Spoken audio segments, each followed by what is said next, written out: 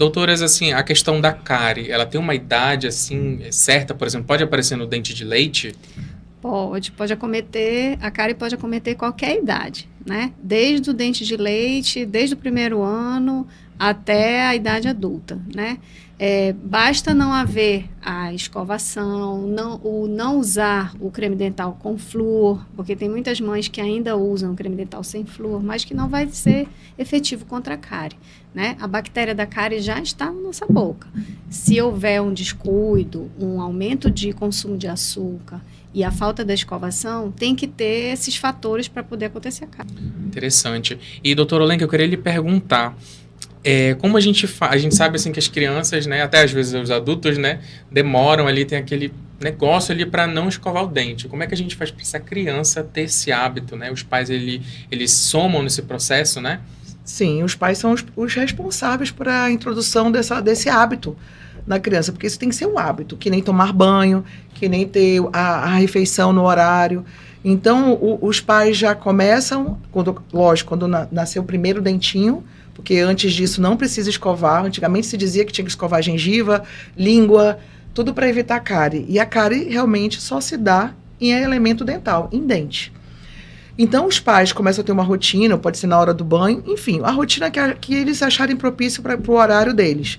Mas tem que incutir essa rotina, esse hábito da escovação. Do mesmo jeito, né? Após uma refeição. Sim. O importante também é que às vezes os pais, porque ele vai chorar, reclamam, né? Meu filho vai chorar, meu filho vai gritar, os vizinhos vão ficar achando que eu estou matando meu filho. E na realidade não, porque o bebezinho ele não gosta nem que limpe o ouvido, ele não gosta nem que limpe o umbigo, ele não gosta desse tipo de intervenção nele, né? Uhum. E a escovação é uma coisa ali meio chatinha para um bebê. Uhum. Então tem que começar, tem que ter a rotina. E assim o bebê vai se acostumando e ele mesmo daqui a pouco já vai estar pedindo para escovar os dentes depois da refeição dele. E o importante também, eu acho, que é o exemplo, né? Os pais precisam dar exemplo. Tem que fazer higiene, tem que ter a rotina dos pais, levar a criança para fazer essa escovação com o pai ou com a mãe. Porque se os pais não escovam os dentes, se os pais não usam fio dental, como é que você vai cobrar do seu filho esse uso do fio dental se você mesmo não usa? Então, os pais são exemplos para essas crianças, né? Espelhos. E até na escovação também. E, doutor Olenka, eu queria lhe perguntar quanto à escovação. Existem escovas apropriadas para crianças assim, ou elas podem usar qualquer tipo? Não, elas não podem usar qualquer tipo. Antigamente também, acho que até atualmente, tem aquela escova que chama de dedeira, que é uma escova de silicone que se coloca no dedo, e alguns pais acham que podem usar essa escova no primeiro dentinho. E hoje está mais que provado que essa escova só é utilizada para massagear a gengiva.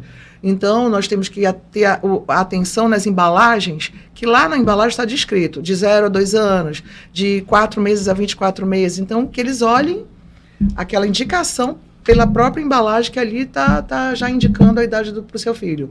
E os cremes dentais é a mesma coisa. Antes se falava que tínhamos que usar um creme dental sem flúor, com bebês até 3 anos de idade, porque não sabiam cuspir. Hoje isso daí já caiu por terra também, os cremes dentais todos têm que ter o flúor, numa concentração de 1.000 até 1.500 ppm, que isso daí está tudo descrito também nas embalagens. Então, creme dental com flúor e escova dental de acordo com a idade da criança. Complementando o que a Olenka falou, a quantidade de pasta que a gente coloca na escova é muito importante.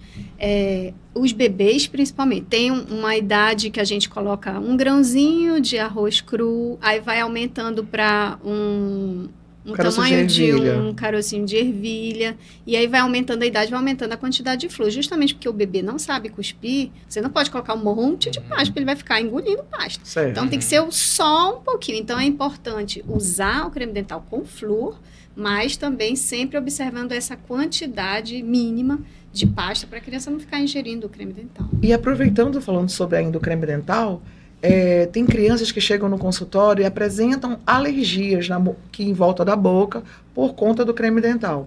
E hoje já existem cremes dentais sem aromatizantes, sem conservantes, que são esses indicados para as crianças que têm algum tipo de alergia. Entendi.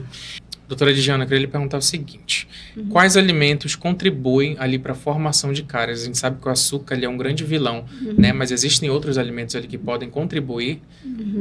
Então, o grande vilão da cárie realmente é a sacarose, né? O açúcar branco, refinado.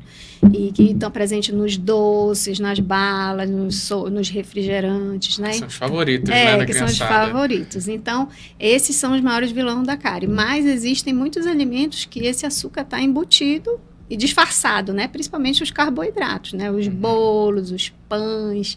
Então, isso tudo tem que ser consumido com pouca frequência, sempre controlado, né? Não dá para eu toda vez oferecer essas coisas no lanche da criança, né? Então, é mais saudável comer uma fruta do que estar entre as refeições, que é um horário que não vai fazer a escovação, né? Vai fazer a escovação depois das principais refeições, né? O que a gente faz. Então, o ideal é, entre as refeições, não estar consumindo esse tipo de açúcar, esse tipo de carboidrato. Por isso que existe a sobremesa, né? A gente deve comer aquele docinho ali depois da refeição, que depois eu vou fazer a escovação e ok. O que é importante é comer o doce, escovar o dente. Aí não vai ter problema.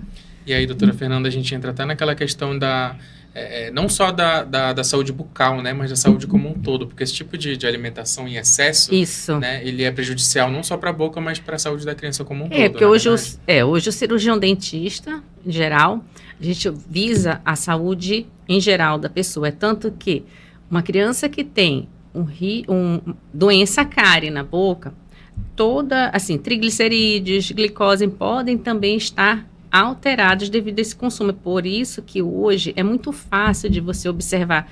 As embalagens são obrigatórias, o selinho preto, alto teor de sódio, alto teor de sacarose, de açúcar. É devido a esses problemas que vem acontecendo, diabetes infantil. Então, isso a gente alerta muito aos pais na odontopediatria, não só doença cárie, mas doenças que estão sistêmicas geral, né? Que vem acontecendo muitas crianças com diabetes, assim, então, assim, que é uma coisa que está chamando bem a atenção também. Hipertensas também, né, Fernanda?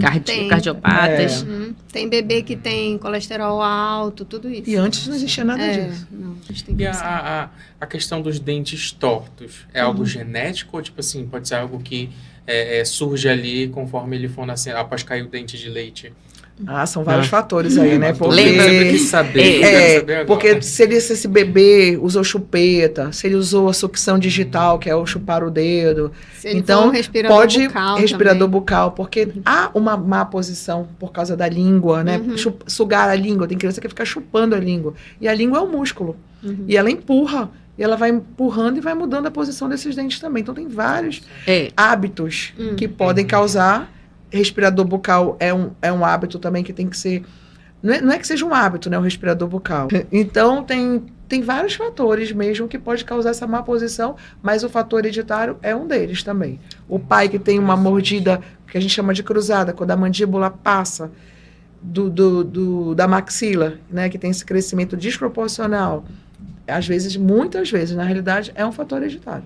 É que são hábitos externos que vão influenciar, porque toda a musculatura, o que rege o crescimento do osso é o músculo. Então, se eu tenho um mau funcionamento do músculo, o meu osso, vamos falar bem assim, o osso vai crescer de forma errada.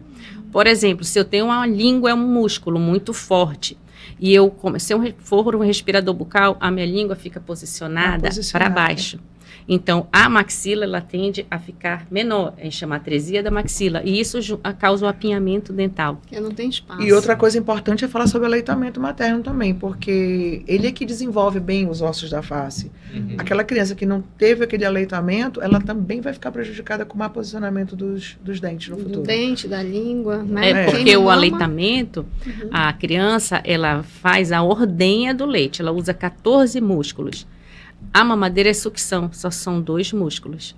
A língua vai para uma postura errada, os lábios ficam numa posição mais errada, mal posicionados. Então, assim, aí vai começar. Por isso que a gente fala que quanto mais cedo ir ao odontopediatra, a gente consegue diagnosticar e minimizar hábito, alguma coisa. É que a função do odontopediatria é essa, é minimizar o aparecimento, o surgimento de doenças, né?